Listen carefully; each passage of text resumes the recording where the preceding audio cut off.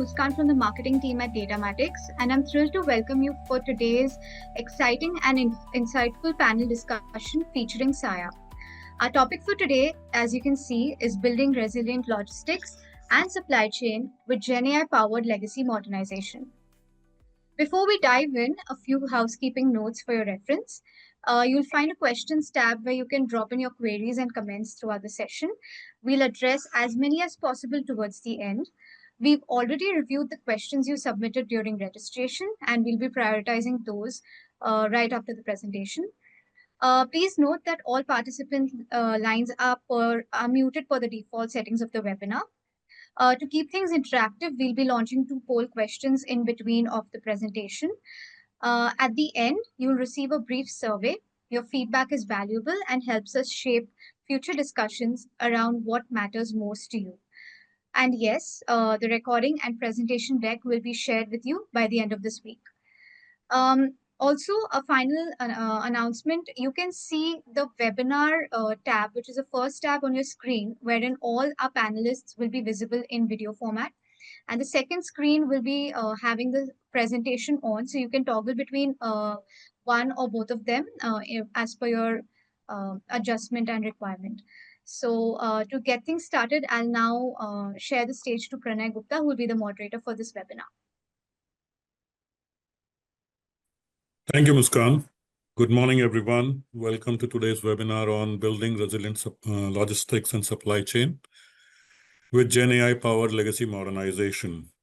We have a good number of participants, basically a global list of participants. We have people dialing from US, from Europe, and from APAC as well. So it's good to see the interest in this. My name is Pranay Gupta, and I'm the VP of Sales at Datamatics. And I would be the moderator for the exciting discussion we have lined up for today. Let me first start with introducing our panelists for the session today. First of all, we have Mr. Nanda Murthy. It's an honor to have him. Nanda is a Senior Director for Emerging Technologies at SAIA, which is one of the top 10 US LTL carrier. So Nanda brings in about 25 years of experience in information technology, engineering, and consulting in multiple domains. So for the last 10 years, he's been in the transportation logistics, leading the various initiatives at SAIA. Very, very passionate about legacy modernization and automation, and also how AI can actually benefit his end customer, which is the business users within SAIA and the end customers of SAIA. Nanda is currently leading a very large initiative at SAIA on modernizing most of their key operation systems, primarily being dock operation related systems, then pickup and delivery, line haul, network redesign and optimization. So welcome, Nanda, and a pleasure to have you with us. Thanks, and joining Nanda would be Rajesh Agarwal. Rajesh is an SVP and for intelligent automation at Datamatics. 20 plus years of experience in the IT and ITS space. And Rajesh specializes in the engineering and intelligent process automation. He's led multiple automation initiatives for different companies, especially in logistics, banking, and insurance, and focused on driving efficiency and improved customer experience. Rajesh leads a team of 200 members at Datamatics focused on transitioning the company into a product and solution-led organization. Lastly, we have Deepak Vijay Raghavan. Deepak is a Senior Vice President and manage digital technologies and global delivery. So Deepak is managing the overall global delivery for all the engagements which we do at Datamatics. He brings an experience 25 plus years and very, very enthusiastic and focused on digital transformation across multiple industries, banking, insurance, logistics, manufacturing. Deepak drives our strategy and global operations and innovations and brings in a strong expertise around the product management, P&L delivery, and talent development. So thank you, Nanda, Rajesh, Deepak, and welcome. and we look forward to an exciting discussion for today. Moving on, let's get the ball rolling. And we'll start with a very quick view of what are the typical, what you would call as the emerging and existing trends in the logistics and supply chain industry. The market today is valued at $11.23 trillion, but Gartner's prediction is it's going to double up in the next 10 years to reach a figure of 23.14 trillion. So it's a very exciting times, a lot of opportunities, a lot of things going on in the industry. And when you look at all these things, there's a set of business trends and IT trends which are also coming up. And all of you have been looking at the existing disruptions. So everybody is aware when it comes to supply chain, what are the kind of disruptions people are facing. But when I look at the disruptions, it's both in a good way and not so a good way. Good way is customer expectations are continuously evolving, so organizations have to continue to evolve in that fashion. But then we also, as of now, everybody is aware the continuous challenges everybody is facing in the global supply chain. And that what it means is that the whole aspect of resilience is just not a buzzword, it becomes a necessity. And that even when you look at the business trends, the first business trend when we speak to any CIO or the various surveys will tell you is increased focus on supply chain resilience. Then the other area is the customer-centric logistics. How can I serve my customer? How do I create a differentiator from my services to the customer? Green logistics and green supply chain sustainability is becoming one of the primary drivers in the logistics world, in the supply chain and logistics both. And most of the companies and organizations have been focusing on how they can reduce the overall carbon emission, which is effectively tracked. Cybersecurity, no-brainer over there. It is a prime requirement. One of the other things, given the current global situation and the evolving global market, the collaborative and connected nature of logistics, right? So companies are talking more often to each other, sharing much more information with each other. So that's again imperative that your systems are designed to be able to manage some of these things. And then the expansions of 3PL and 4PL and the increased focus on last mile innovation. And if you look at this from business trends, the IT trends very much are following what the business trends are doing. If you look at it, the first one everybody these days talks about is AI, ML, and now generative AI. So that's a key focus area for majority of our customers and the industry. The advanced analytics and data and how one can utilize them to further improve their operations or drive efficiencies or do better forecasting and manage cost. The secure interconnected ecosystem, that is driving a lot of modernization given the legacy systems typically do not connect well with anything and everything. And then the cloud first transformation so that you can build a very scalable and flexible architecture. IoT is a big driver in driving some of these modernizations, what we see today. And then the new wave of autonomous vehicles, technology, electric vehicles, which is also driving a lot of changes from an IT perspective. And like I said, GenAI is a paradigm shift, what we are seeing. And that brings in how it's bringing intelligence, adaptability, and scale to previously what you would call as very rigid systems. In fact, Gartner actually published a survey also from an organization perspective on what GenAI has been doing. So if you look at the Gartner impact, so Gartner estimates that with implementation of AI, logistics cost can be reduced by at least 15%.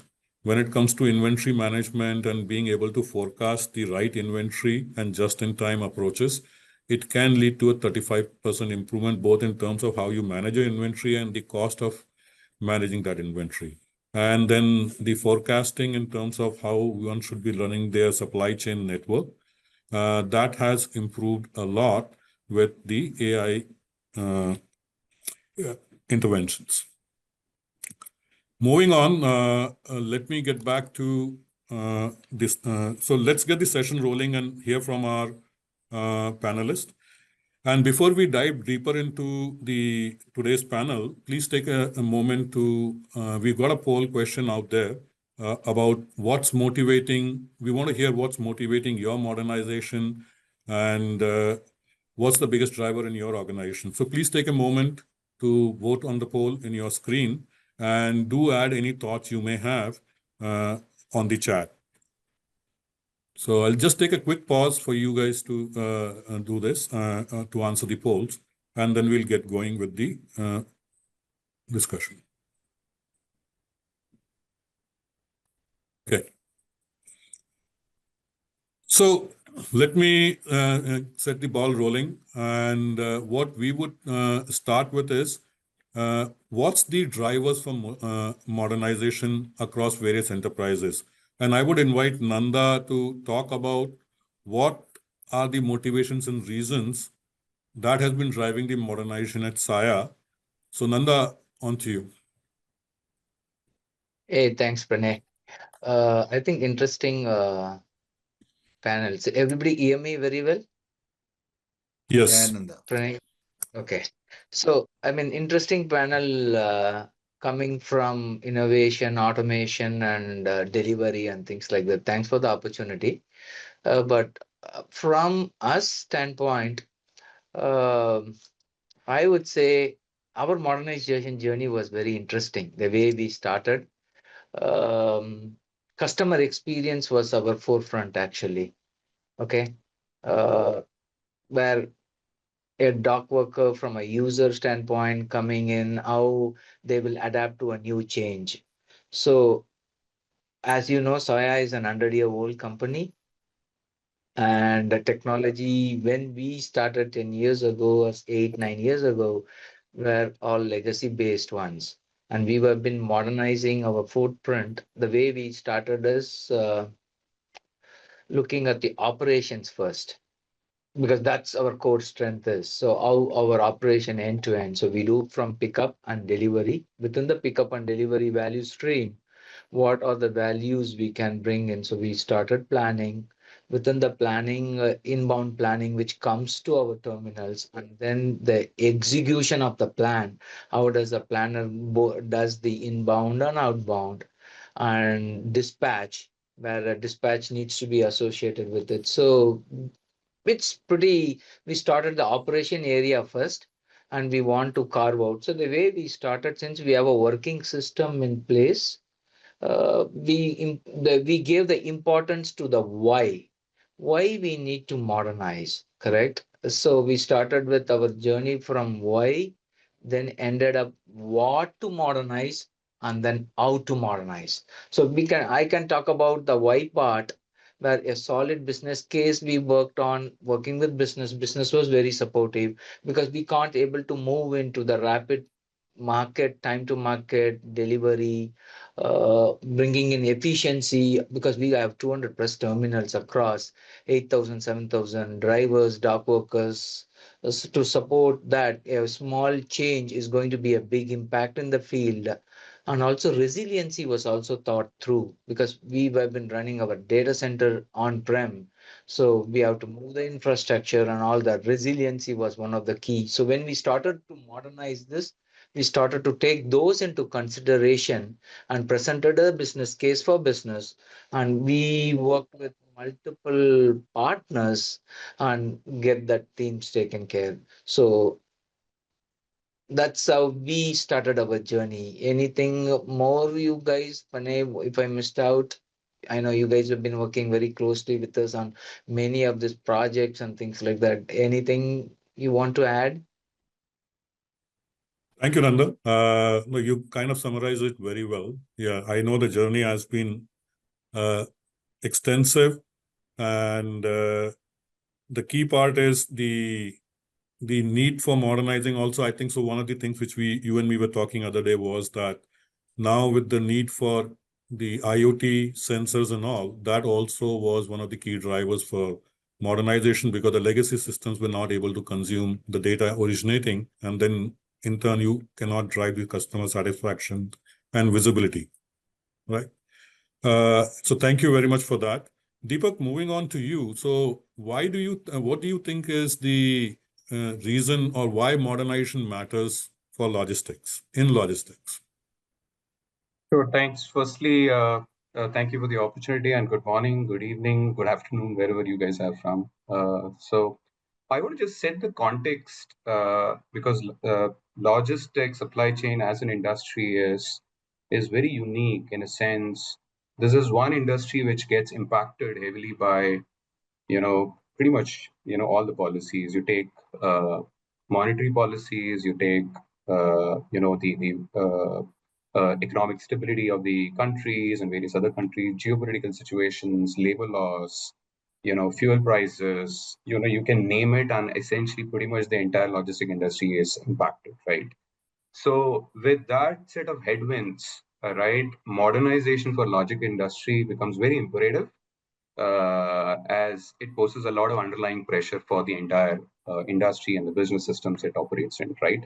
So this essentially calls for, how can they become more efficient? How can they have resilient, which I think Nanda did brought up. How do we ensure that they are very customer centric, which I think Nanda is specifically talking about, and a lot of other customers that we work with also is customer centricity, and managing their expectation is becomes highly imperative, and also agility, obviously, right? Because they have to move fast in a very competitive environment.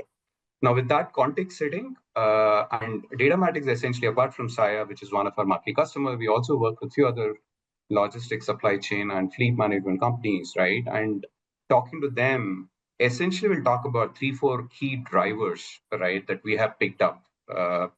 One of them is obviously the customer centricity, right? The usual mantra is faster, cheaper. Now there is a concept of hyper personalization. So it's faster, cheaper, personalized, customer, right? So which essentially means you have to seamlessly integrate all the customer facing systems, and essentially the customer should be able to get it within a logistic context. The customer should be able to get a highly greater visibility of their shipments or the ETAs and so on and so forth, right? That's the table stake for a customer. So driver number one is customer expectation, managing it and making it hyper personalization. The second is more around scalability and flexibility, which essentially means if you have set of legacy systems, they have their own challenges, right? They are highly siloed, they don't talk to each other, and if you're looking at meeting the growing business demands, like for example SAIA and likes of the competitive environment that SAIA plays in, it's important that you make them highly scalable and flexible systems so that they can all talk together. And you did talk about interconnected systems and so on and so forth, right? So it's very highly important that they are highly scalable and flexible. Driver number 3 is more around resilient systems, right? You also have to make sure that all these systems, in the value chain of the supply chain, they're all able to kind of bring in resiliency and also giving a visibility to all the stakeholders. So that's highly important in a logistics system, and that's where ability to kind of take the older legacy systems to a modern stack becomes imperative and important. Lastly, maybe the couple of other observations also around overall, the operational efficiency and cost optimization. Obviously, there is huge pressure on cost. Our logistic is highly pressurized as any other industry. So how do we bring in cost optimization, bring in AI, data-driven automation, and their overall decision making? So it's essentially very important that across the entire value chain, whether you take as dock operations or pricing or load optimizations or some of these customer service, all these areas are an opportunity for them to kind of bring in efficiency improvement and ultimately save cost. And lastly but not least, security. Obviously, cybersecurity threats. So they also have to make sure that systems are up to date, so that legacy systems are mostly vulnerable, as you know. So one of the biggest factors to kind of move them to systems which are highly secure and maintainable. Thank you, Deepak. Thank you for bringing that perspective. And thank you, Nanda. Just to kind of summarize, end of the day, legacy system modernization is being driven by the fact that we need more scalable systems. The information need to be available more readily. The data needs to be more of better quality. and the ability to ingest all the data to create the right insights. And one of the other things which in my experience has been driving modernization is the whole e-commerce growth, right? And when you look at from a logistics and supply chain perspective, and the e-commerce is driving that change, and the customer's continuous demand for real-time visibility on where's the shipment, where's the package, where their items are, that has also been driving a lot of modernization in the various systems. So thank you very much. And let's move on to the next topic for the day, which is, we have the drivers for modernization, but like any transformation initiatives, there will be challenges, there will be issues. So on your screen, we're going to run a poll on what are the challenges from your activity perspective you've been seeing in terms of modernization. What are the biggest challenges which you see? Please take a minute to vote and see where do you kind of face a issue in terms of modernization.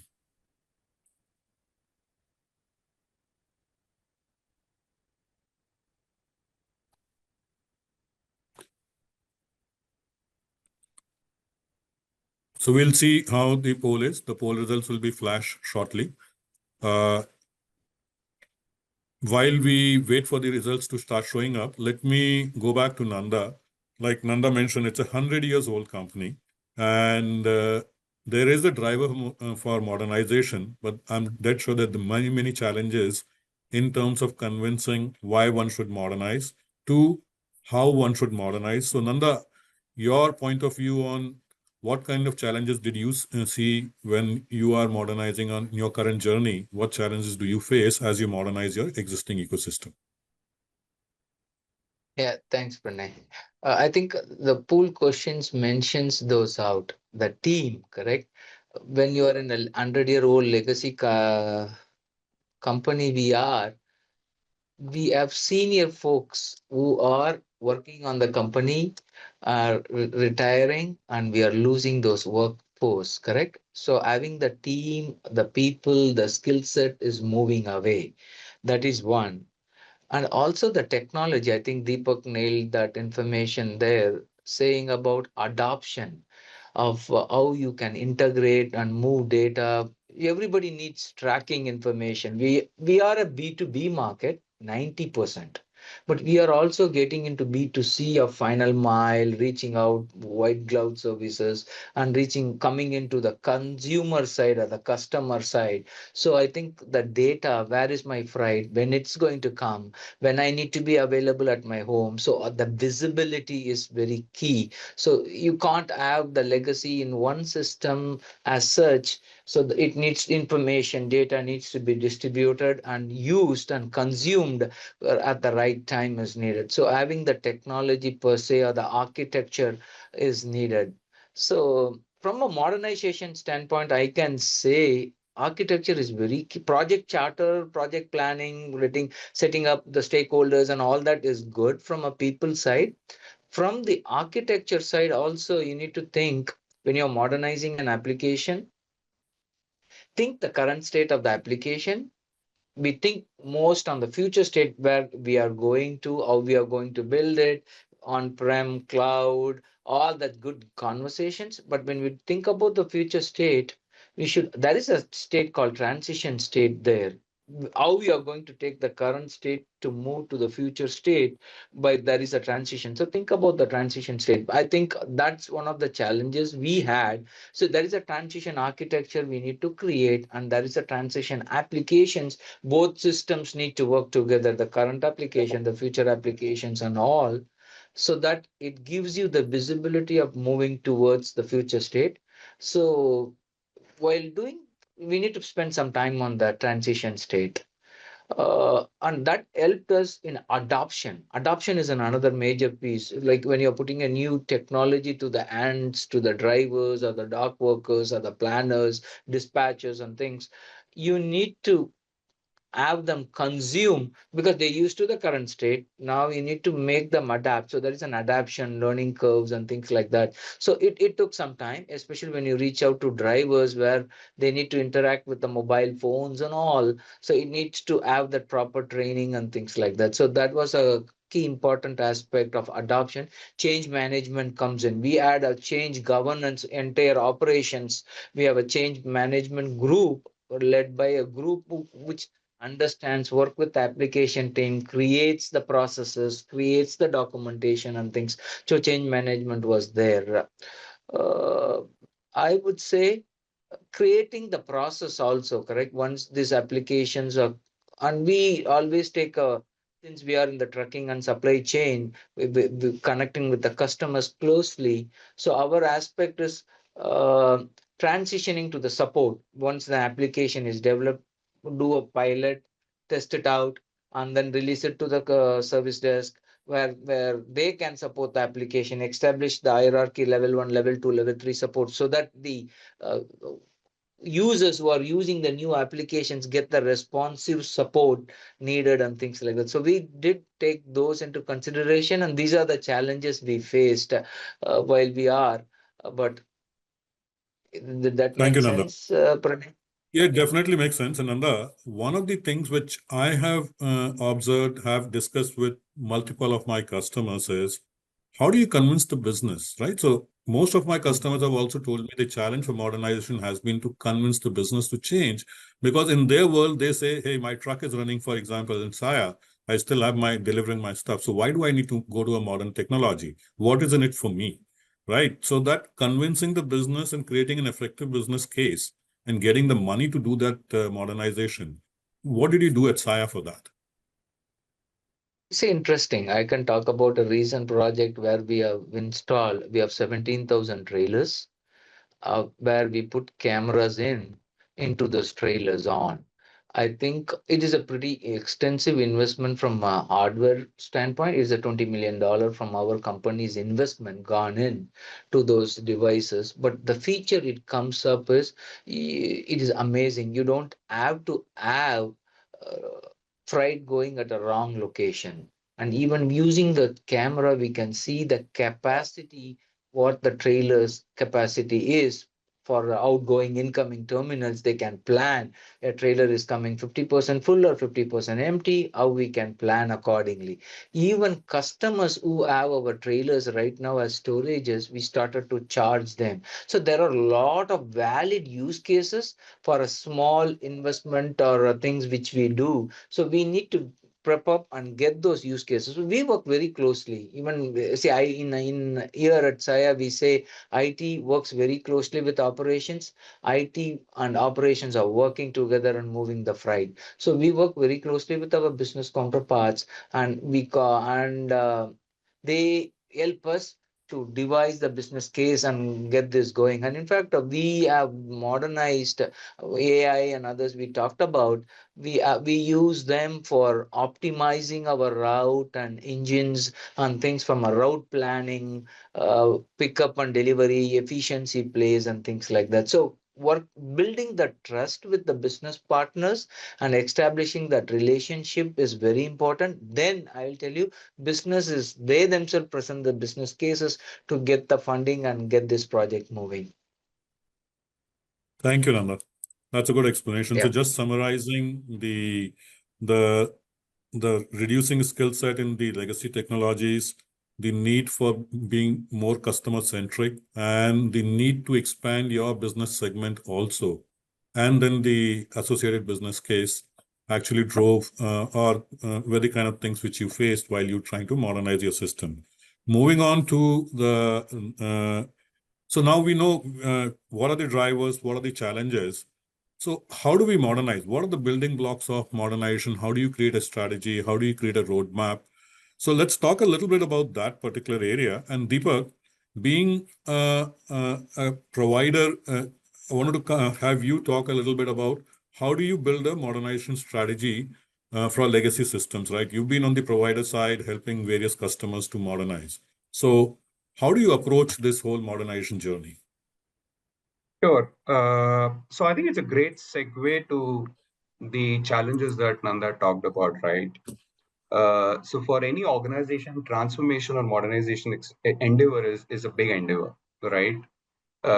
It has its own set of risks, especially if you have systems which have been running for 40, 50 years, then there is a general resistance within the company should I even do it, right? And what is the approach that you should take?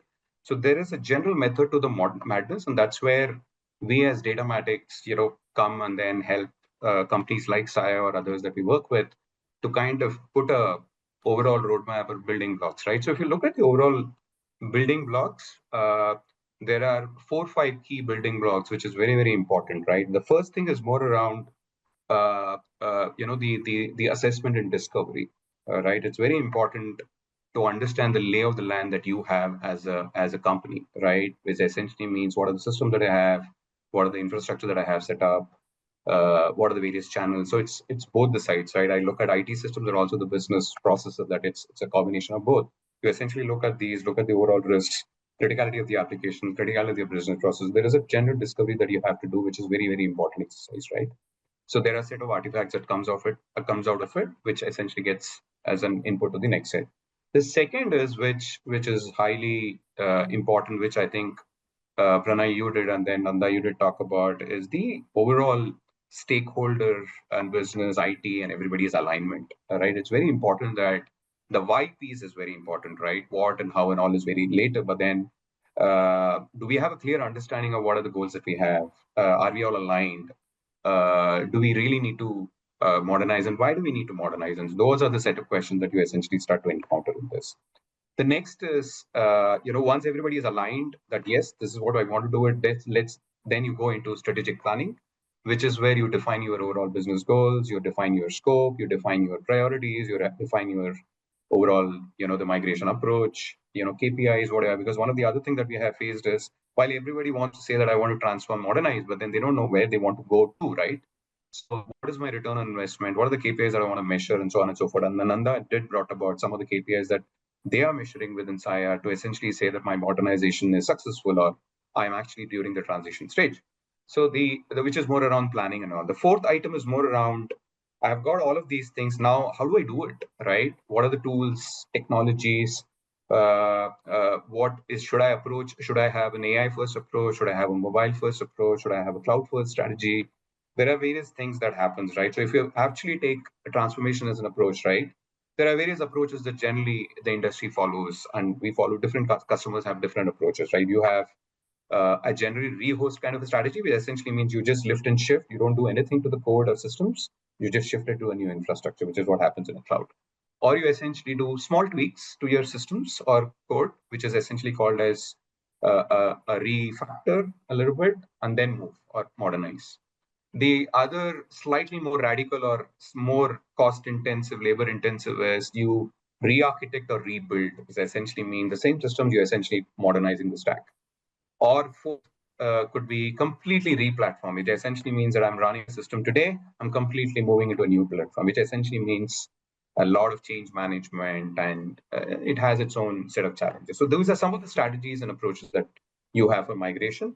And then the other thing is also now, once you decide on your tools, and then obviously this is where AI and the Gen AI tools and ML tools, which I will talk about in a bit later in a little bit more detail.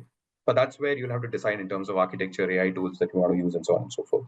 The next is more on an execution, right? While you have laid out the plan, execution becomes very important, because that's where on the ground you have set your plans. You have to make sure that everybody is aligned. Business is expecting a release in some form. You have to ensure that you're not missing those dates. If you miss, then you kind of lose the business overall credibility. A lot of those factors, right? So your execution have to be very good, which essentially means that you don't do a big bang execution. You essentially start with small POCs, validate, test the waters, pressure test, and then do some pilot, do an MVP, and then take it slowly, scale it to a production, right? So generally the transformation exercise runs it like a kind of phased approach, right? So that you minimize your risk. Like Nanda also talked about, that your older systems running, you're not kind of doing it parallelly, both the systems are running, and then you slowly kind of migrate, right? So execution becomes very important.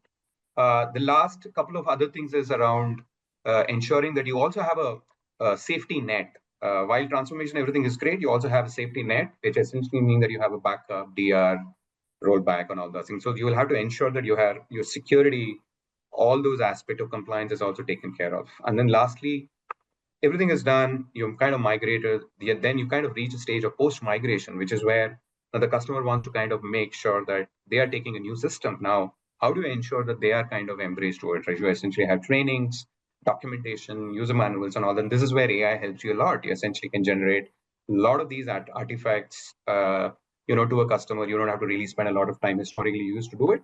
But these are the trainings, documentation, which helps you post migration. So that essentially is a method to the madness to the overall. Different customers take different approaches, but generally a blueprint approach that we have taken with our customer, which has really helped us to kind of move through the, like Nanda said, transition state. Thank you, Deepak. Rajesh, any thoughts from your side on this topic? Sure. So thanks everyone, and glad to be here. Finally, I got a chance. So definitely, I will concur with what has been said till now, and especially on the why part. I think Nanda was saying that there are various reasons why they want to do it. One of them being is today's world is becoming more and more real time. Customers are expecting immediate answers and deliveries. Also, the visibility they want to know how the things are moving. They don't want to call up, or they don't want to wait for somebody to answer it. They want to see it themselves. And also, sometimes the cost of operations are also cannot be high, because otherwise you will lose to the competition. So then definitely the building block, as we can see on the screen, is the generative AI, and the AI driven modernization is definitely helpful. It is allowing us to make it very, very fast, very, very cost effective, very, very transparent. We'll talk about some of the use cases, but that also answers the why part, because that's what customers are asking for. And unless we do it, we will not be able to, meet the demand. Plus, we will not be ahead of the curve. Secondly, the cost optimization, we talked about route optimization, or I'll talk about one use case about price dynamic pricing to get more business. So those are the definitely the need and the blocks for modernization. The other thing which I think we have talked about is that we have to keep in mind the transition state, where when we are developing the new technologies and applications, the current state has to run. It cannot have any vibrations. So that is very, very important. The business as usual should run. At the same time, we should be able to move it very, very smoothly to the new technologies. Otherwise, the business will definitely get impacted. So that is the main point from my side. We'll talk about some of the help from the AI side, myself and Deepak, which will help the clients to move to the modernization. It's a good segue, Rajesh. So what do you think, what role does a AI or a Gen AI play in terms of modernizing a system? Sure. How do you leverage these emerging and new and continuously evolving technologies to move this journey faster? Sure. So besides, I know all of us know about the cloud migration, or the mobility, or like embedded systems and all, but the AI is definitely playing a major role, especially in last few years, to modernize the applications. Right from the code analysis, like a lot of legacy applications may not have the what I say, the documentation, or proper rules and all are not written. It's evolved over a period of time. So the AI allows us to do the code analysis and create the business rule extraction automatically, and understand the code and detects the issues if there are any. We also have some of our own accelerators in Datamatics, which allow us to do that. But AI is helping us to do the code analysis mainly, because that itself was a challenge, because it has, as we said, most of the companies are more than 50, 100 years, and they have this difficulty to do the code review. Then the code transformation. So how do we do the new code development from that requirement document? We have an accelerator called Kai SDLC. Kai, as you know, the name stands for Kaizen, continuous improvement. So SDLC allows us to do the translation, the old code into the new code, develop the code, even do the testing, as you can see, the Kai test, and then map and extract and cleanse the data. So that data migration is also important. Not only the application, but the old data has to be migrated with the cleaning. So all these are enabled with the AI. We have our own accelerators in that space. And on the top of it, which I am also known for, is the intelligent automation, or agentic AI, which allows us to do the process automation, lot of things which we are doing for SAIA. We started our journey with SAIA and other customers like Rider and all, where we did take up some of the processes which were highly manual in nature, and large efforts were being spent, and because of which they were not able to do the speed and visibility to the customers. And we did that. We automated those repetitive processes. So AI enables us to do that also, not only migrating the new technologies, but also automating a lot of manual processes, which enables the efficiency and the speed and the visibility. So AI definitely plays a major role in modernization. No, you're right, Rajesh. And the specific part is that as you modernize from your legacy to to the latest and greatest, it is very important to understand because legacy systems are monolithic, they have lots and lots of capabilities, but you start breaking the capabilities. And that's where process automation tools actually help, because you don't need to build everything into the same system. The systems can interconnect, talk to each other using all these process automation capabilities as well. So that plays an important role in that. The other thing, Deepak, any thoughts from your side on the AI and what does it do from managing the knowledge and documenting everything? You did call out some of those, so if you want to give a couple of minutes on that. Yeah, so I think while Rajesh did speak about some of the way we have, and I'm tying it back to the roadmap that I have talked about in the previous, right? So generally, all these tools, the Datamatics tools, if you just go back, please stay in the same slide.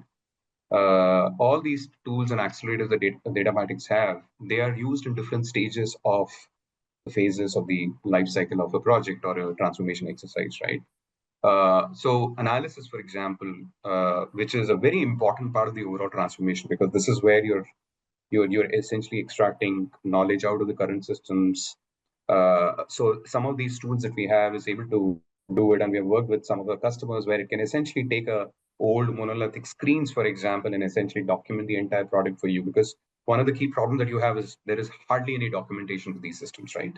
So, and that's one of the reason why there is a lot of resistance. So how do I even, where do I start, right? So GenAI helps essentially there. You essentially can give a code or give a screen.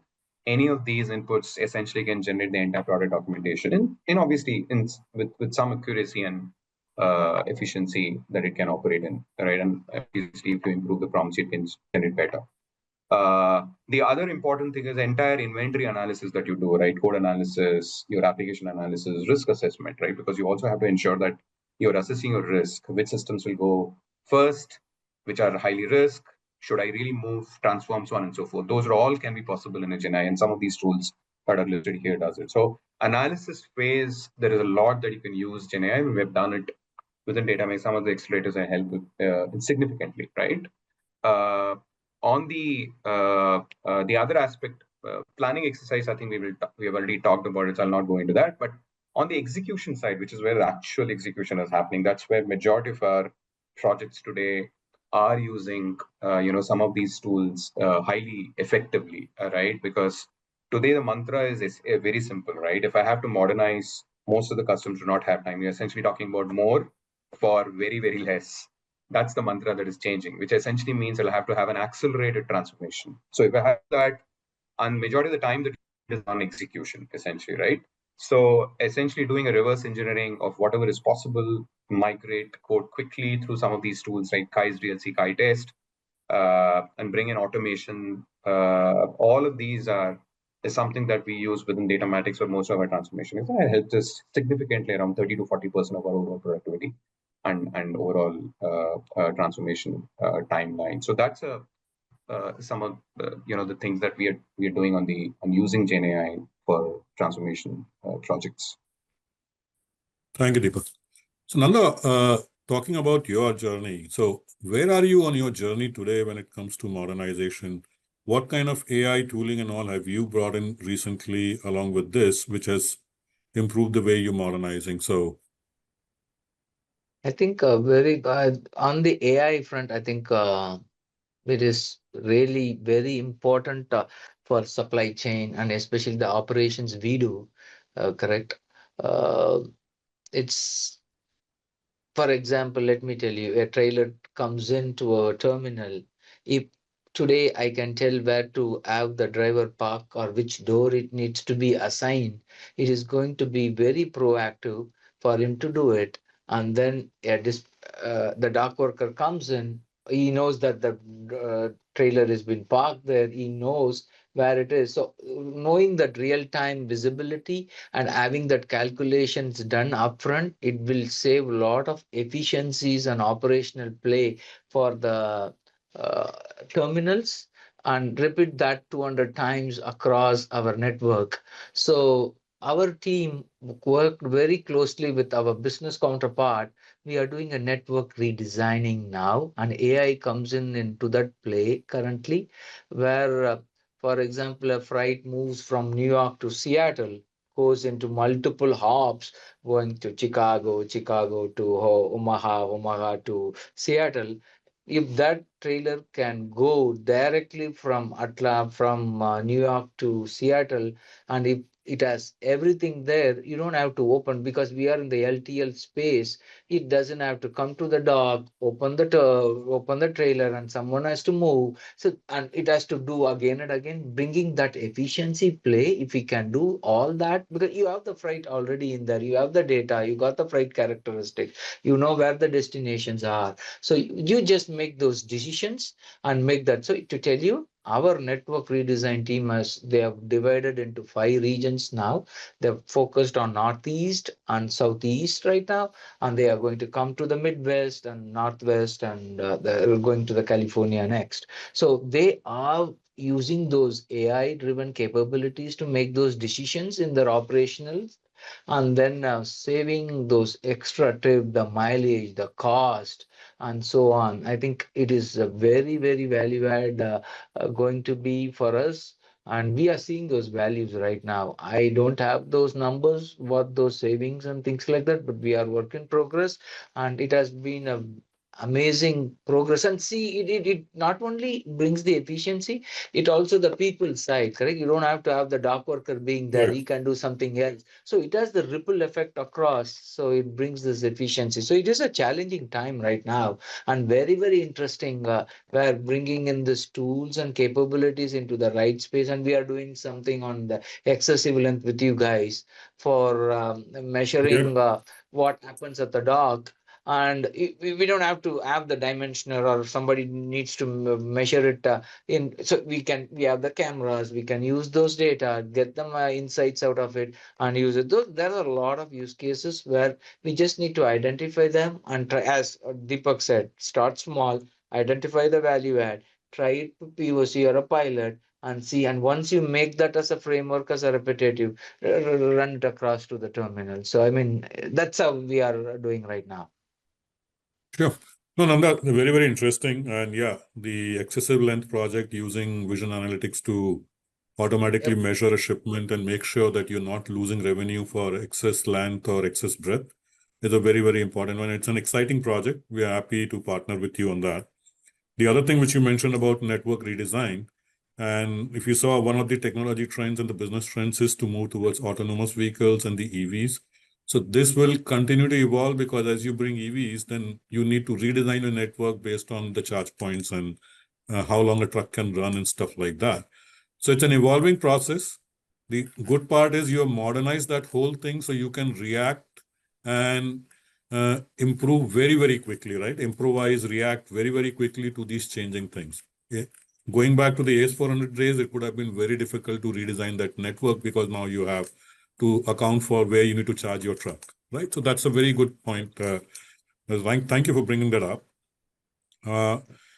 Moving on to and this is just one of the other things which we wanted to kind of talk about, was the how AI actually improves your impacts the legacy modernization. In a nutshell, the one of the things from legacy systems is the limited or lack of knowledge, not enough documentation. But now with the AI tools, everything of this can be preserved. It's all codified versus something residing in people's brains. So that definitely AI brings in the kind of activities also. So thank you for sharing your perspectives on the journey. And we'll come to the last segment, which is about lessons learned, best practices, pitfalls, which you have seen. And so what are the lessons learned, Nanda, from your perspective in this journey? How did you kind of continue to improvise? Because you start with something, but obviously you have to make those course corrections on so the lessons learned, what are the best practices have you adopted now? And as you continue to modernize the existing systems, any pitfalls the audience should be aware of or should keep in mind when they are planning their modernization journey? Yeah, I'm going to take a couple more longer here, but this is very important to know, who are listening here. Strategy is a must. Okay, you need to think through your business strategy, your application strategy, what were all the cross-functional departments involved when you're doing this. So strategy is must. Roadmap and planning is key. You need to have a roadmap, the business capabilities, what you're going to build, how we are going to build. The planning is very key. And Deepak talked about execution, which is very critical. Having that agile mindset, incremental delivery, correct? Smaller chunks, deliver something, try it, pilot, we course correct it. It may be wrong, that's okay, try it out. Getting that mindset of agile mindset, which we call here as a project versus product mindset. You to have a project, it's going to go longer. Have a product mindset, develop something smaller, release to the field, get a feedback, get that product mindset going, evolve that. That has helped in multiple, especially making those operationals and other bigger cross-functional projects, having that product mindset, and that needs a lot of change management and rigor within your cross-functional department within your company. So plan for a longer transition state. Your see current state and future state, it's not going to happen overnight. So don't overcommit and underdeliver. Plan for a longer transition state because you are touching very critical industrialized operational systems. So you plan accordingly from a longer transition state. And then if you deliver before what you committed, it's fine, but have that mindset. You know, uh, keep always, and also while doing this transition, the current state, when it's slowly the pendulum swings from current state to a future state, have your current state, don't retire your current state or shut those servers or services or applications down, but keep it as a backup. If something happens to the future state and you want to go back, you add the transition state running longer, you can go back to the current state or the older state and keep your operations and the freight moving. So think that those are helped us. And measure your KPIs as you are evolved in the future state, what you are doing, how you did before the current state applications, what you're doing in the future state application, what value does it bring, and things like that. And I know AI we talked about, bring those efficiencies from operational efficiencies coming from AI thinking and bring that into your project as we grow along. So these are the lessons learned and best practices we always keep in mind to ensure from going from a current state to a future state. Yep. Thank you, Nanda. And like you brought, I think that one of the most important point you brought up is the transition state. One key thing which we learned from you, right?